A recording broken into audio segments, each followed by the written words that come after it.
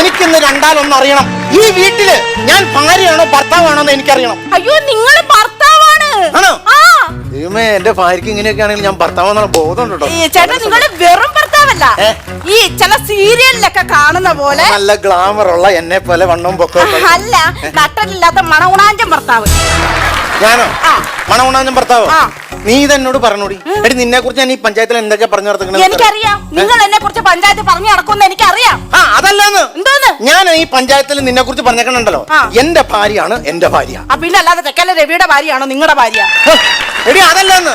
എന്റെ ഭാര്യ എന്ന് പറഞ്ഞാൽ ഭൂമിദേവിയാണ്. അത് പൂമുഖ വാതുക്കൽ സ്നേഹം വിടത്തുന്ന പൂന്തങ്ങളാകുന്ന ഭാര്യ. അങ്ങനെ 4 വിശേഷണങ്ങളാണ് ഞാൻ പറഞ്ഞേക്കണത്. അല്ല, ഇതിലിപ്പോ നിങ്ങൾ കള്ളമൊന്നും പറഞ്ഞിട്ടില്ലല്ലോ, ഇതൊക്കെ ഉള്ള കാര്യങ്ങളല്ലേ? ഇത് ഞാൻ അവിടെ പറഞ്ഞേക്കണേ. ഇതുപോലെ നീ എന്തെങ്കിലും ചെയ്യാറുണ്ടോ? ദൈവമേ, ഏത് സമയത്താണോ എനിക്ക് ഇങ്ങോട്ട് ഇറങ്ങി പോരാൻ തോന്നിയത്? എന്റെ കട്ടകാല സമയത്ത്. കല്യാണത്തിന് മുമ്പ് എനിക്ക് എത്ര ആലോചനകൾ വന്നറിയോ? ഒരു വക്കീല് വന്ന്, ഡോക്ടർ വന്ന്, എഞ്ചിനീയർ വന്ന്. എനിക്ക് കല്യാണം കഴിഞ്ഞതിന് ശേഷമാണ് ആലോചന വന്നത്. എന്താ ആലോചന? നിന്നെ കൊന്നുകളയണോ അതോ കായലി താത്തണോ എന്നുള്ള ആലോചന. നിങ്ങളത് ചെയ്യും, കാരണം നിങ്ങൾക്ക് എന്നോട് ഇഷ്ടമില്ല. നിങ്ങൾ ആ ക്ലാരയായിട്ട് നിങ്ങൾക്ക് എന്തോ ഒരു കണക്ഷൻ ഇല്ലേ? എനിക്ക് BSNL മാത്രമായിട്ടുള്ള കണക്ഷൻ, ക്ലാരയായിട്ട് ഒരു കണക്ഷനും ഇല്ല. നിങ്ങൾ കള്ളത്തരം പറയരുത് കേട്ടോ. ക്ലാരയുടെ 2 ഇളയ പിള്ളേർ, 2 നിങ്ങളുടെ കൂട്ട് കോന്തപ്പല്ലുള്ള പിള്ളേരല്ലേ അവർ രണ്ടും? ഇതാ മീൻ വിൽക്കാൻ നടക്കുന്ന സുശീല എന്നോട് പറഞ്ഞത്. മീൻ വിൽക്കാൻ നടക്കുന്ന സുശീലയുടെ മക്കളെ നീ കണ്ടിട്ടുണ്ടോ? എന്താ അതും നിങ്ങളുടെ കൂട്ട് ഇരിക്കുവാന്നോ? പിന്നല്ലാതെ.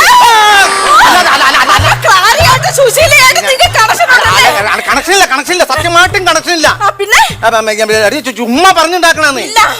എനിക്കിപ്പോ ഒരു കാര്യം മനസ്സിലായി. നിങ്ങൾ അകത്തോട്ട് നടക്ക്. ഇല്ല, അകത്തൊക്കെ നടക്കില്ല. നിങ്ങൾ അകത്തോട്ട് പോ. ഞാൻ പോകില്ല. നിങ്ങൾ അകത്തോട്ട് പോകാനാ പറഞ്ഞത്. ഇല്ല, ഞാൻ പോകില്ല. നിങ്ങൾ ഇതോടെ പോന്ന് വടി വെട്ടാൻ. നിങ്ങൾക്കുള്ള വടി ഞാൻ വെട്ടി വെച്ചിട്ടുണ്ട്. നിങ്ങൾ വെട്ടിയ വലിയ വടി വെട്ടി, ഞാൻ വെട്ടിയ ചെറിയ വടി വെട്ടുള്ളൂ. അടി കൊള്ളുന്നത് ഞാനല്ലേ?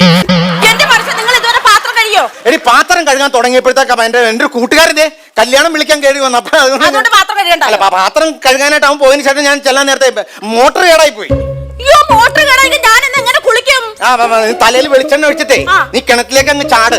അപ്പൊ ഞാൻ മുങ്ങിച്ചാവത്തില്ലേ? ചത്തില്ലെങ്കിൽ ഞാൻ മണ്ണിട്ട് മൂടി നിന്നെ ഞാൻ കൊല്ലാൻ വേണ്ടി കാത്തിരിക്കുക എന്ന് പറഞ്ഞ എനിക്ക് ഈ വീട്ടിൽ എന്തെങ്കിലും എൻജോയ്മെന്റ് ഉണ്ടോ? നിങ്ങൾക്ക് എൻജോയ്മെന്റ് ഇല്ലേ? നിങ്ങൾ എന്തോ മനുഷ്യ പറയുന്നത്?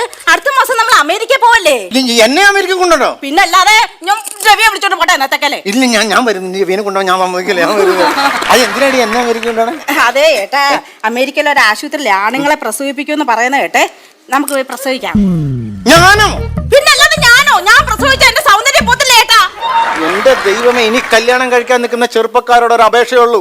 കെട്ടുതാലി വലിച്ചു പൊട്ടിച്ചാലും ഒരിക്കലും ഒരു പെണ്ണിന്റെ കഴുത്തിൽ താലി കെട്ടരുത്. എന്തേട്ടാ അങ്ങനെ പറഞ്ഞേ? ഈ കെട്ടുതാലി വലിച്ചു പൊട്ടിച്ചാൽ 4 വർഷത്തെ കഠിന തടവുള്ളൂ. മറ്റത് ജീവപര്യന്തം. ജീവപര്യന്തം.